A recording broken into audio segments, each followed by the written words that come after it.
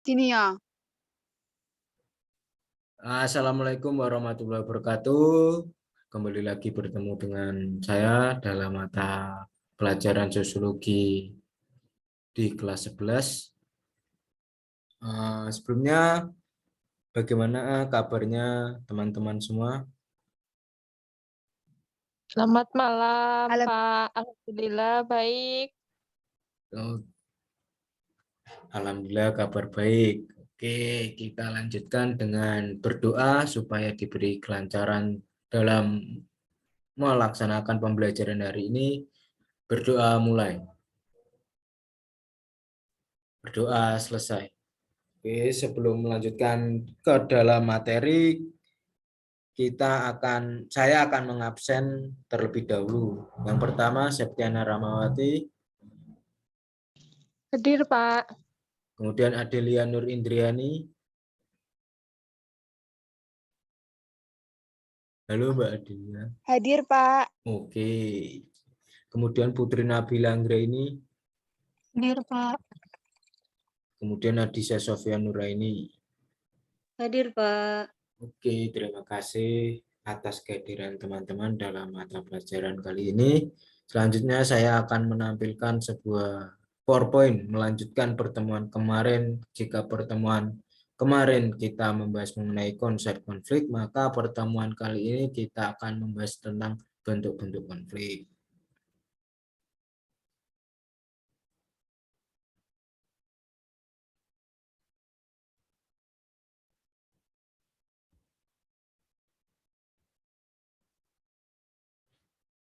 Sebelumnya, apakah PowerPoint saya sudah terlihat di teman-teman? Sudah, Pak.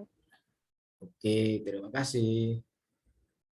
Kita akan membahas mengenai bentuk-bentuk konflik. Bentuk konflik terdiri dari tiga. Pertama, jumlah pelaku, posisi pelaku, kemudian sifat konflik.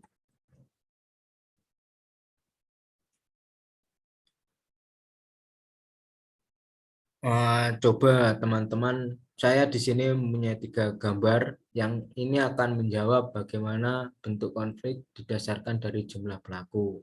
Mungkin teman-teman bisa memberikan pendapat mengenai ketiga gambar ini yang dikaitkan dengan Saya jumlah pelaku. Oke, silakan Mbak Adelia, silakan berpendapat. kalau jika dilihat dari jumlah pelaku, konflik ini terjadi antara individu dengan individu dan kelompok versus kelompok, Pak. Karena hanya ada dua gambar terkait gambar itu, yaitu individu sama kelompok. Seperti itu, Pak. Terima kasih Mbak Adelia atas pendapatnya. Mungkin dari teman-teman ada yang ingin berpendapat lagi.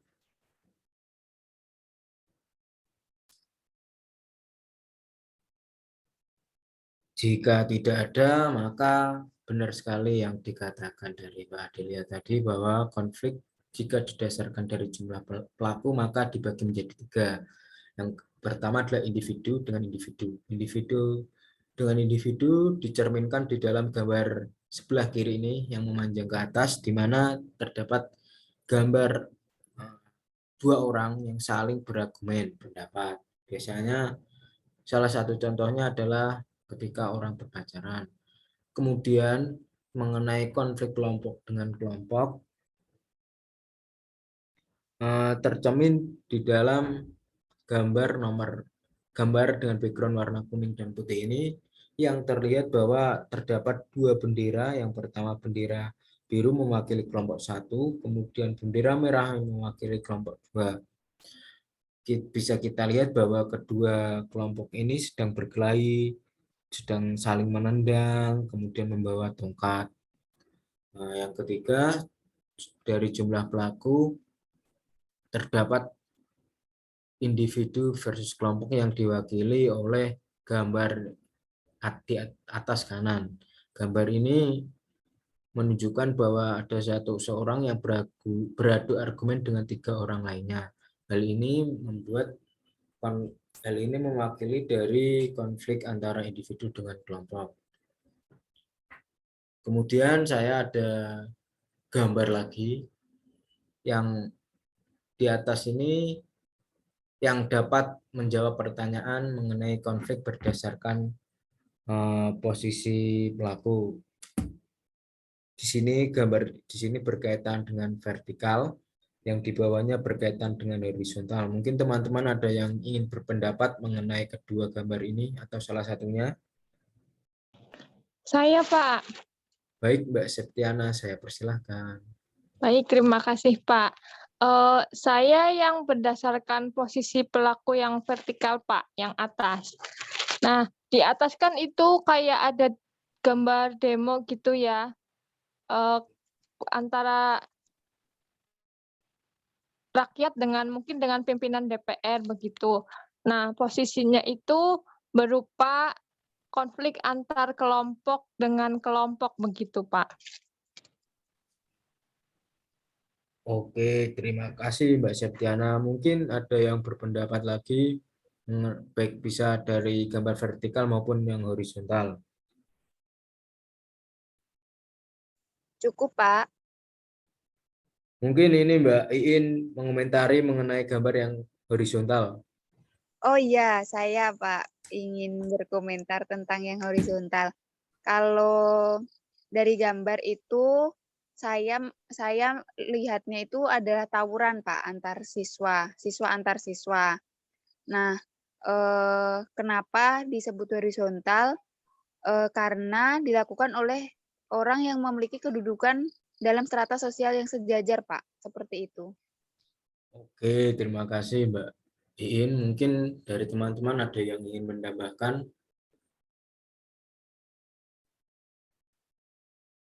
Jika tidak ada, maka benar yang disampaikan oleh teman-teman tadi, bahwa yang atas ini merupakan konflik vertikal. Konflik vertikal di sini ditandai dengan adanya posisi pelaku yang tidak sama antara satu dengan yang lainnya. Misalnya posisi si A berada di posisi bendahara, kemudian posisi B berada di posisi ketua, maka di situ terdapat sebuah gap posisi yang mengakibatkan adanya garis vertikal. Garis vertikal ini bisa kita ingat sebagai garis yang dari atas ke bawah. Jika di dalam gambar ini, maka yang terjadi adalah konflik antara masyarakat yang mendemo mengenai DPR. Yang kita ketahui bahwa DPR merupakan aparatur negara, kemudian masyarakat adalah masyarakat sipil yang tidak bersenjata ataupun tidak berkewenangan. Kemudian konflik horizontal, konflik ini terjadi ketika posisi pelaku berada di dalam struktur sosial yang sama, jadi sejajar, seperti garis horizontal dari kiri ke kanan ataupun kanan ke kiri.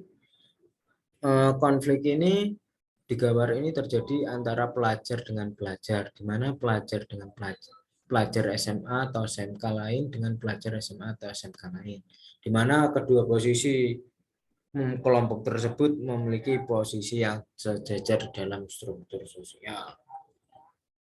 Kemudian ada sifat konflik seperti tadi, ada dua gambar yang dapat menjelaskan bagaimana sifat konflik. Gambar pertama berkaitan dengan tertutup, gambar kedua berkaitan dengan terbuka. Mungkin dari teman-teman ada yang langsung ingin berpendapat.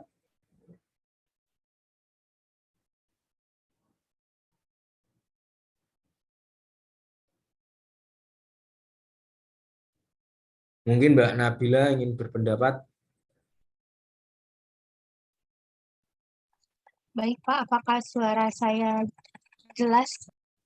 Jelas Mbak Nabila.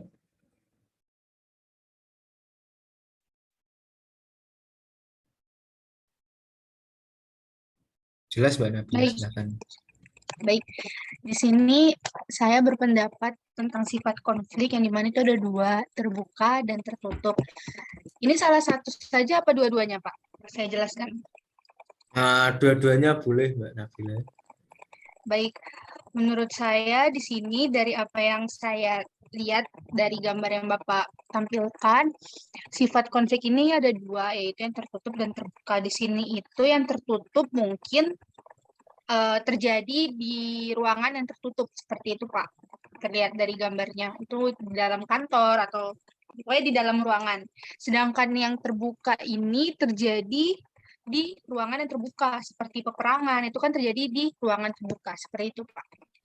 Oke, terima kasih Mbak Nabila. Pendapat yang bagus sekali dari Mbak Nabila. Mungkin dari teman-teman lain ada yang ingin berpendapat lagi? Jika tidak ada, maka benar sekali apa yang disampaikan oleh Mbak Nabila tadi, bahwa kaitan gambar ini dengan kata tertutup adalah di mana konflik ini tidak diketahui oleh semua orang. Konflik ini seperti di gambar ini hanya diketahui karena berada di dalam ruangan tertutup, maka hanya diketahui oleh kelima orang yang sedang berkonflik argumen tersebut. Jadi konflik tertutup adalah konflik yang tidak dikenal atau tidak dimengerti oleh semua orang.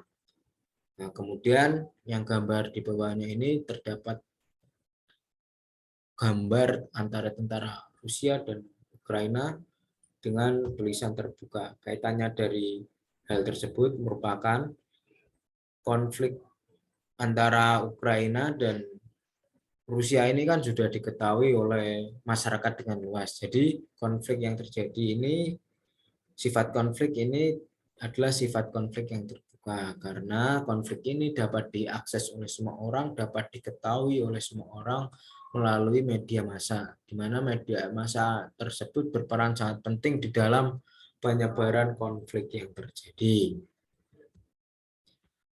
Baik, materi kali ini sudah habis. Mungkin dari teman-teman ada yang ingin ditanyakan atau sudah cukup? Cukup, Cukup, Pak. Baik, jika sudah cukup, maka pertemuan kali ini saya akhiri. Tidak ada tugas untuk minggu depan, tetapi di dalam pertemuan minggu depan akan saya putarkan sebuah kuis. Terima kasih atas kehadirannya. Wassalamualaikum warahmatullahi wabarakatuh. Waalaikumsalam warahmatullahi wabarakatuh. Terima kasih, Pak. Terima kasih semua.